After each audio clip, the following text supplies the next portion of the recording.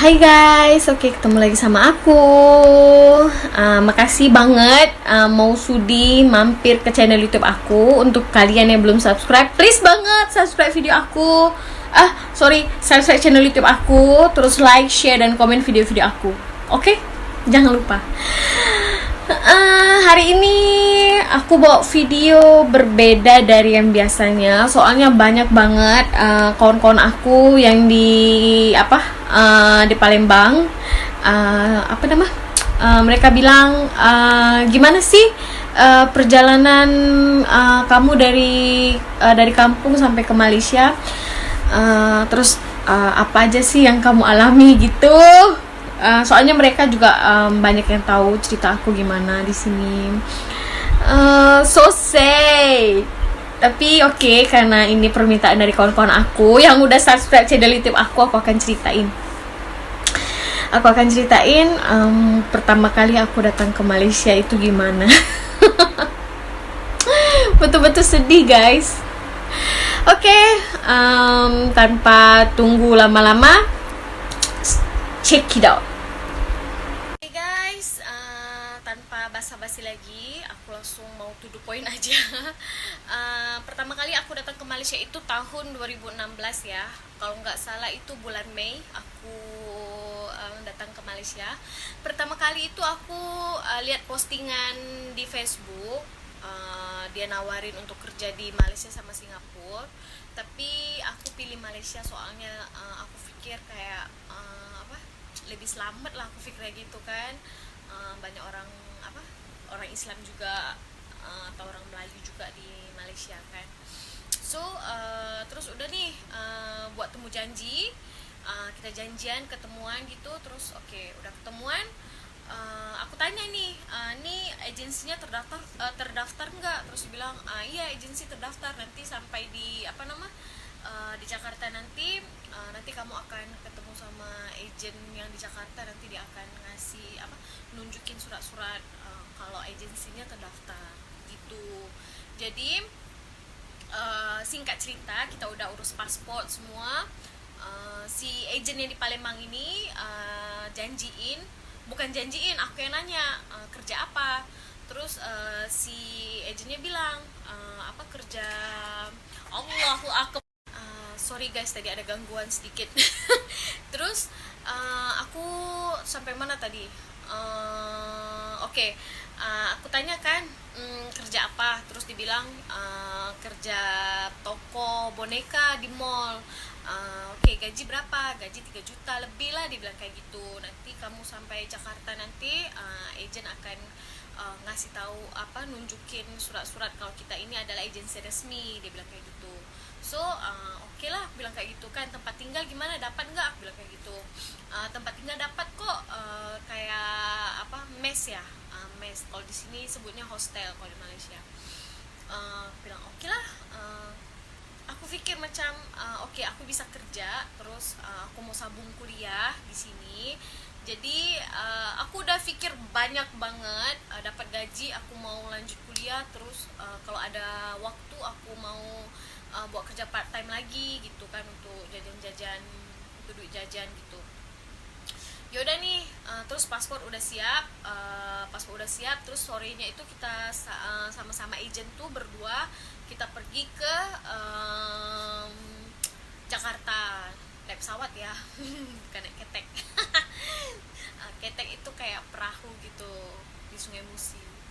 Terus ya udah nih, sampai Jakarta, agent di Jakarta itu jemput kita. Terus dibilang yaudah istirahat dulu di rumah, dibilang kayak gitu kan. Terus aku udah pikir mungkin mereka mau kasih pelatihan atau gimana gitu kan. Terus udah sampai rumah, aku lihat kayak nggak ada manusia nih, aku bilang kayak gitu dalam hati aja nih, bilang kemana semua orang. Terus aku tanya, kak, mana semua nih orangnya, aku bilang kayak gitu kan. Terus tuh agent bilang baru tadi semua berangkat ke Malaysia sama Singapura, dia bilang kayak gitu. Oh jadi aku sendirian nih di sini, aku bilang kayak gitu kan. Kamu sendirian di sini nggak apa-apa, dia bilang gitu. Yaudah kak, nanti ajarin aku ya, aku harus bawa kerja apa gimana gitu, takut juga salah. Terus oke bisa, dia bilang gitu. Terus udah 2 hari nih aku di rumah agent tuh yang di Jakarta. Terus nggak ada disuruh buat apa-apa gitu, makan tidur makan makan tidur aja. Terus aku kayak, ini apaan sih, aku bilang kayak gitu kan, kok nggak ada disuruh pelatihan atau apa-apa gitu. Ya udah, terus aku tanya dong sama si agentnya, kak, suruh aku apa-apa lah, aku bilang kayak gitu kan, aku juga mau tahu kerja apa nanti. Terus dia bilang, kamu kan kerja toko boneka, jadi apa namanya, nggak ada masalah, nggak ada, kecuali kalau kamu pembantu rumah tangga atau kamu kerja pabrik, baru kita akan ngasih pelatihan. Ini kan kamu kerja toko aja gitu, dia bilang.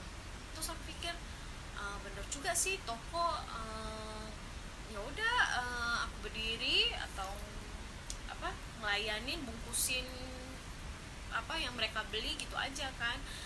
Oke lah, bilang kayak gitu kan. Terus di hari ketiganya itu ada satu tante-tante nih.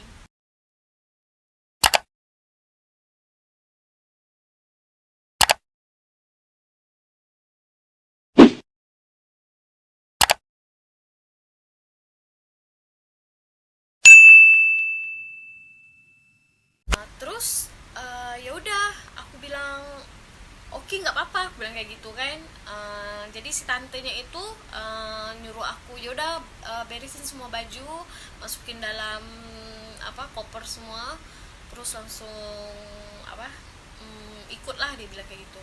Yaudah, aku dengan semangatnya tadi tuh aku terus cepat-cepat. Terus yaudah, mereka terus di dalam mobil itu ada 2 orang nih. Terus aku kenalan sama dia. Terus si mbaknya bilang dari Jawa, so dua-dua dari Jawa ya.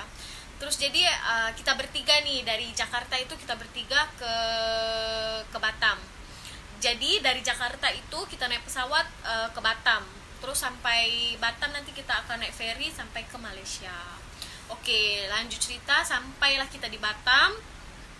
Terus ada orang yang jemput, laki, Melayu. Terus dibilang, cepat bilang kayak gitu kan. So kita pun oke. Terus udah sampai naik mobil itu, aku bilang, bang, aku mau beli SIM card, mau ngabarin keluarga di kampung, aku bilang kayak gitu. Boleh, dia bilang kan. So aku beli SIM card pakai duit aku sendiri dong. Yaudah, terus aku beli SIM card, tukar SIM card, terus aku telepon keluarga di kampung, aku ngabarin aku udah sampai sampai Malaysia. Ya udah nih, terus di sepanjang jalan itu kita bertiga, aku dengan mbak-mbak tadi, kita ngobrol-ngobrol gitu. Terus tiba-tiba mobilnya berhenti. Terus aku bilang, bang, kenapa berhenti di jalan, di pinggir jalan, aku bilang kayak gitu. Soalnya yang satunya udah mau diambil sama majikan dia bilang kayak gitu. Yang 2 ini kerja pembantu rumah tangga. Oh, aku bilang ya udah. Terus yang satunya diambil sama majikan dia. So tinggal kita 2 orang. Terus dihantar lagi sampai ke tempat naik bus atau bis gitu. Bis kota, bus kota gitu. Ya udah, terus mau kemana nih, aku bilang kayak gitu. Soalnya tempat kamu kerja jauh dari sini, dari tempat kita turun ferry ini jauh, dia bilang kayak gitu. Mungkin dalam 6 jam atau 7 jam perjalanan gitu. Terus aku pikir udah, gimana ya, aku nggak sama sekali pikir yang neko-neko gitu ya, aku nggak pikir yang macam-macam gitu. Tuh, aku pikir positif aja. Lagian juga ada kawan kan, ada si mbaknya. So kita berdua naik bus atau bis itu, kita sampai tidur.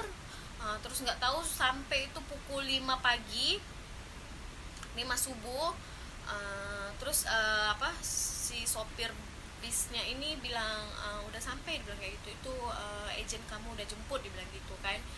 Terus aku lihat agent Cina nih, orang Cina. Terus cepat-cepat naik, dia bilang kayak gitu. Ya udah, kita naik. Terus sampailah di rumah penampungan, yang memang banyak, semua orang-orang Indonesia itu tinggal di rumah penampungan ini. Rame banget nih, sampai pas kita datang itu nggak ada tempat tidur. Terus aku sama si mbaknya bilang, kita tidur mana ya mbak, aku bilang kayak gitu kan. Kita kan udah tidur di bus nih, di bis. Mbak itu bilang, nggak apa-apa, kita duduk di kursi aja lah, dia bilang kayak gitu kan. Kita duduk di kursi. Ya udah, terus kita duduk di kursi. Terus sampai pukul, tapi nggak lama sih, pukul 6 mereka udah bangun. Terus mereka cepet mandi dibilang kayak gitu. Terus kalian tahu nggak sih, orang banyak, kamar mandinya itu cuma satu. Orangnya itu kalau nggak salah dalam satu rumah itu kemarin ada 30 orang.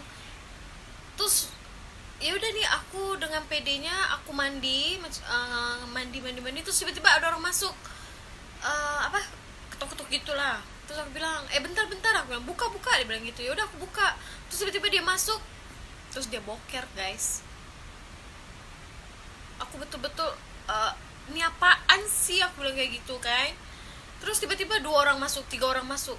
Jadi dalam kamar mandi itu kita 5 orang. Terus aku cepet-cepet dong, aku mandi terus aku udah keluar, aku ganti baju. Terus mungkin ini yang ketuanya ya, tapi sama-sama orang Indonesia juga.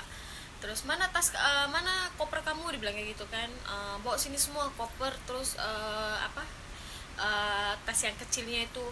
Yaudah aku kasih.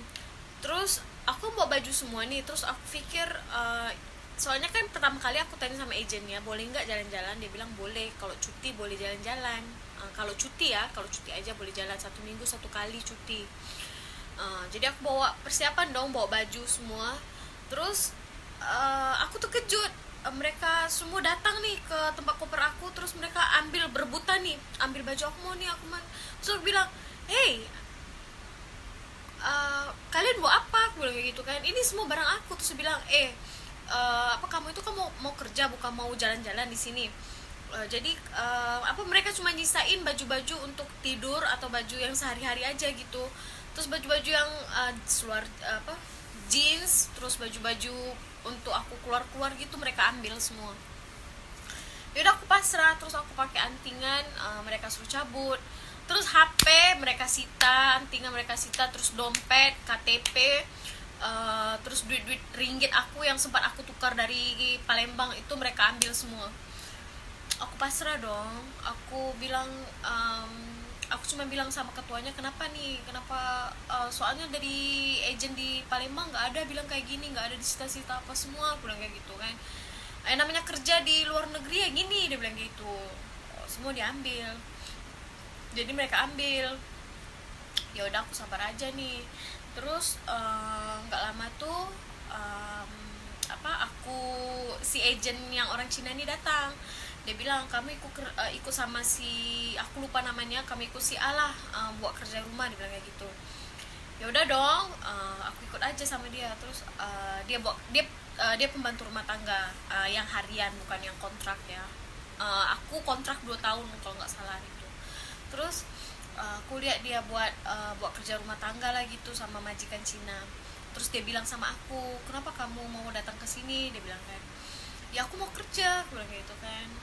Nanti kamu akan nyesel loh, udah datang ke sini. Terus aku bilang, kenapa kayak gitu kak, nanti kamu ngerasain sendiri, dia bilang kayak gitu. Terus ya udah nih, aku bantuin dia nyetrika, terus nyapu, terus apa semua. Terus kakak tuh ada HP kecil, dia bilang, kamu mau nelfon siapa-siapa enggak, dia bilang kayak gitu kan. Ini pakai HP aku aja, ini HP dari majikan dia lah, ngasih HP yang udah nggak dipakai. Jadi aku pakai untuk nelpon keluarga aku di kampung. Aku bilang, bentar aja kak, aku bilang kayak gitu kan. Ya udah, pakai aja, dibilang gitu. Ya udah aku pakai nih, telepon keluarga di kampung. Aku ngasih tahu kalau aku udah udah dapat kerja, aku bilang gitu. Terus sampai 3 hari nih aku di rumah penampungan itu. Tidur susunan dencis. Terus pagi harus bangun, mandi, rame-rame. Ada yang gosok gigi, ada yang boker di situ. Terus nggak lama tuh, udah 3 hari aku nanya dong sama agent, kapan nih aku dapat kerja, aku bilang kayak gitu kan. Besok, dia bilang, nanti majikan kamu ambil. Oh oke. So besoknya itu aku udah tunggu. Terus aku tanya lagi sama agent, udah pukul berapa nih, kenapa belum diambil lagi. Terus dia bilang, ya udah aku antar ke rumah majikan, dia bilang gitu kan. Terus aku terkejut dong. Kenapa bukan di rumah majikan, aku bilang gitu kan. Ini toko. Terus aku lihat situ toko buah. So agent pun bilang, ini tempat kamu kerja lah, dia bilang gitu kan. Tapi agent yang di Palembang bilang aku kerja di toko boneka di mall, bukan di pinggir jalan kayak gini. Aku bilang kayak gitu kan. Enggak, kamu kerja di sini, dia bilang kayak gitu.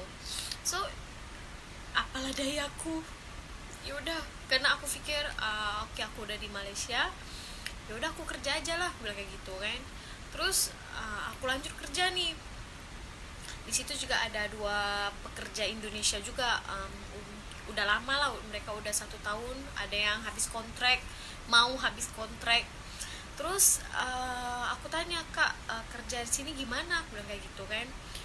Kerja di sini potong buah, terus cuci buah, terus melayani orang, siapa yang mau beli lah, bilang pembeli lah gitu.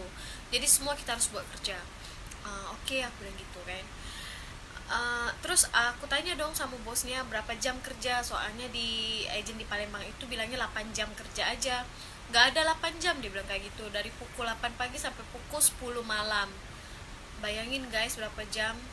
8, 9, 10, 11, 12, 1, 2, 3, 4, 5, 6, 7, 8, 9, 10, 14 jam.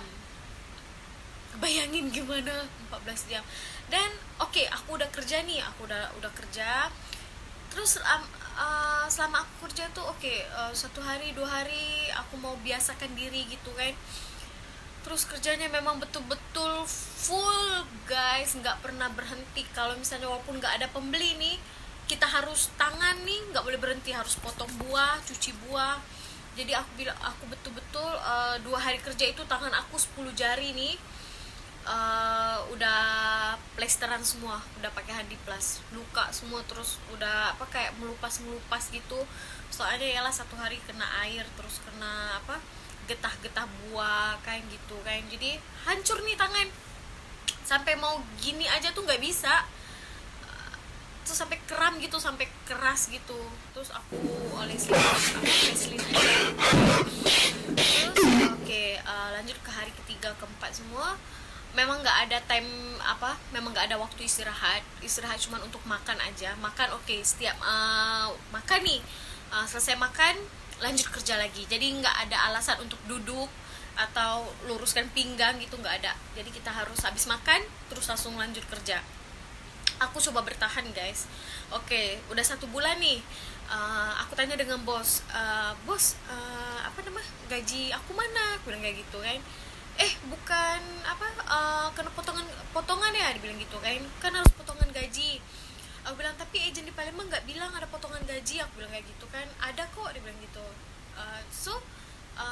Pas tuh bos bilang potongan gaji 2 bulan, dia bilang kayak gitu kan. So aku pikir boleh 2 bulan, tapi jangan full lah, aku bilang gitu. Soalnya aku mau beli keperluan aku juga, aku bilang gitu. Nggak boleh, soalnya agent suruh full, dia bilang gitu. So oke lah. Aku beli barang mandian, aku beli baju, semua tuh kira utang, tulis utang sama si bosnya nih. Aku dapat gaji potong. So aku pikir ya udahlah, nanti dapat gaji juga bulan ketiga, potong aja, paling cuma berapa, aku bilang kayak gitu kan. Terus lanjut nih 3 bulan, 4 bulan, sampai ke 5 bulan aku minta gaji aku, memang mereka nggak bayar guys.